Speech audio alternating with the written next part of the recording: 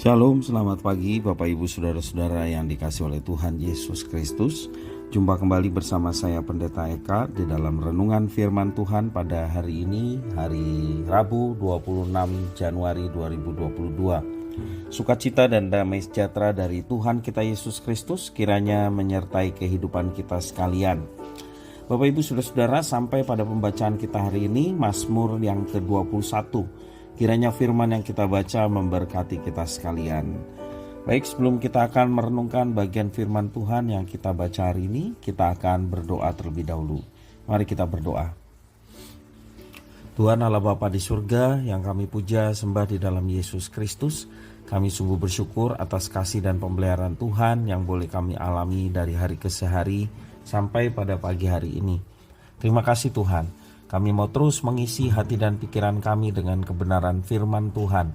Kau yang memampukan kami untuk kami dapat mengerti, memahami apa yang Kau maksudkan.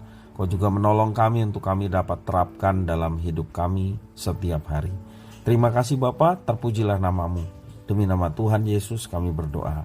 Amin. Mazmur yang ke-21. Untuk pemimpin biduan, Mazmur Daud.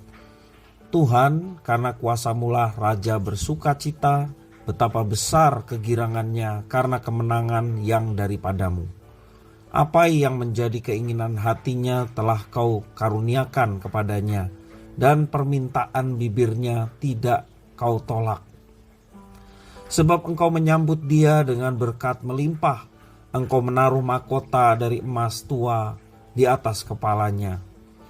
Hidup dimintanya daripada-Mu, Engkau memberikannya kepadanya, dan umur panjang untuk seterusnya dan selama-lamanya. Besar kemuliaannya karena kemenangan yang daripada-Mu, keagungan dan semarak telah Kau karuniakan kepadanya. Ya, Engkau membuat dia menjadi berkat untuk seterusnya. Engkau memenuhi dia dengan sukacita di hadapan-Mu, sebab Raja percaya kepada Tuhan, dan karena kasih setia yang maha tinggi, ia tidak goyang. Tangan-Mu akan menjangkau semua musuh-Mu. Tangan kanan-Mu akan menjangkau orang-orang yang membenci Engkau. Engkau akan membuat mereka seperti perapian yang menyala-nyala. Pada waktu Engkau menampakkan diri, ya Tuhan, murka Tuhan akan menelan mereka, dan api akan memakan mereka. Keturunan mereka akan Kau binasakan dari muka bumi, dan anak cucu mereka dari antara anak-anak manusia. Apabila mereka hendak mendatangkan malapetaka atas-Mu, merancangkan tipu muslihat, mereka tidak berdaya. Ya, Engkau akan membuat mereka melarikan diri. Dengan tali busur-Mu, Engkau membidik muka mereka. Bangkitlah, ya Tuhan, di dalam kuasa-Mu. Kami mau menyanyikan dan memazmurkan keperkasaan-Mu.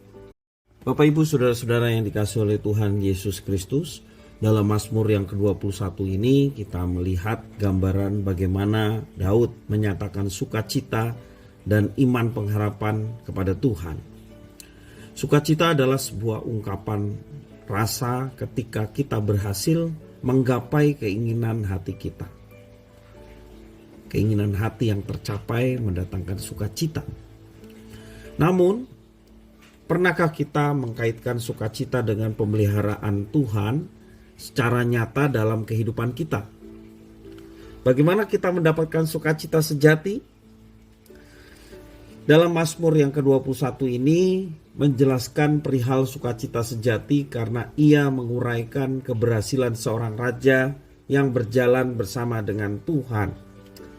Kebanggaan diperoleh bukan sekedar karena keberhasilan dalam kehidupan ataupun kemenangan dalam peperangan, melainkan semata-mata karena karya Tuhan dalam kehidupan orang beriman.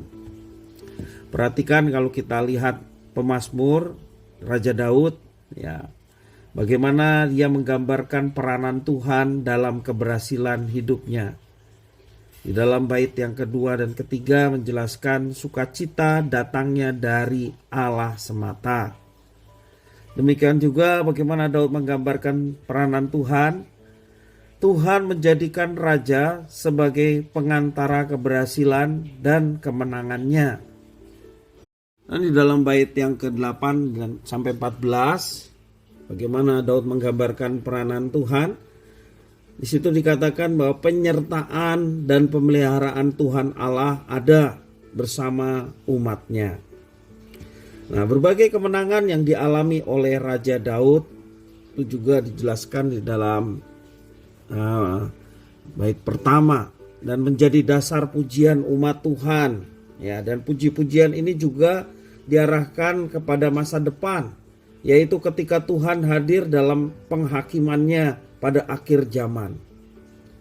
Selain itu, Raja Daud juga mengakui bagaimana Tuhan terlibat secara nyata dalam setiap pergumulan kehidupannya, termasuk dalam pemerintahannya sebagai seorang raja.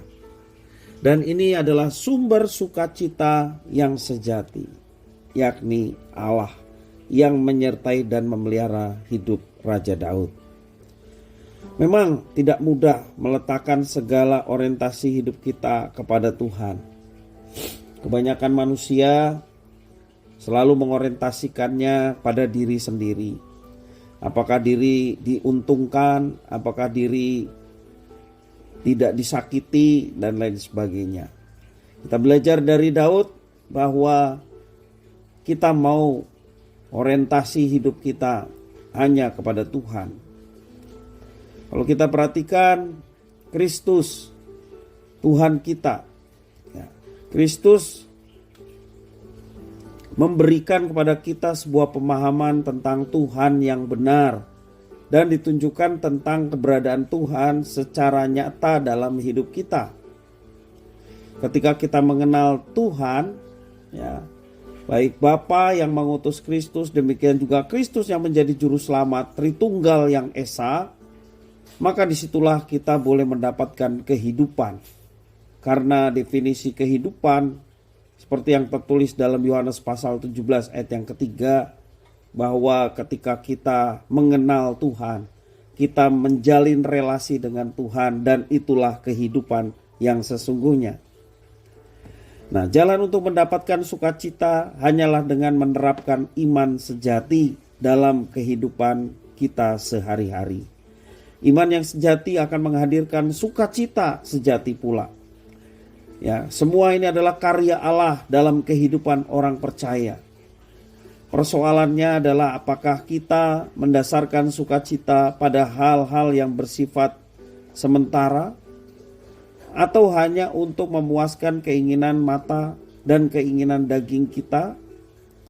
Sesungguhnya sukacita sejati adalah buah dari karya iman yang kita terima dari Tuhan.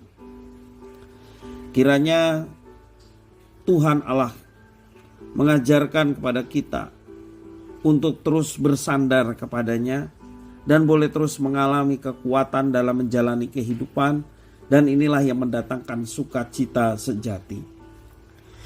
Sekali lagi, kesejatian adalah ketika hubungan kita dipulihkan dan kita boleh mengalami relasi dengan Tuhan, dan relasi dengan Tuhan mendatangkan penyertaan, mendatangkan kekuatan untuk kita dapat menjalani hidup ini, dan itulah sumber sukacita sejati dalam kehidupan kita. Bapak, Ibu, Saudara-saudara, mari kita mengalami sukacita sejati. Sandarkan hidup kita hanya kepada Tuhan. Sandarkan iman kita kepada Yesus Kristus, sumber hidup, sumber keselamatan. Dan Ia akan menyatakan sukacita itu dalam kehidupan kita setiap hari. Mari kita akan berdoa bersama. Tuhan Allah Bapa di surga, yang kami puja, kami sembah di dalam nama Tuhan Yesus. Kami sungguh bersyukur dan berterima kasih kepada Tuhan yang memelihara hidup kami sampai pagi hari ini, dan juga atas firman Tuhan yang boleh kami perdengarkan. Tuhan, Engkau yang memampukan kami untuk terus berjalan sesuai dengan standar dan keinginan Tuhan. Biarlah orientasi hidup kami hanya kepada Tuhan, sehingga kami boleh terus mengalami sukacita dalam kehidupan kami, dalam situasi kondisi apapun yang terjadi dalam hidup kami. Kami tetap mengalami sukacita yang dari Tuhan.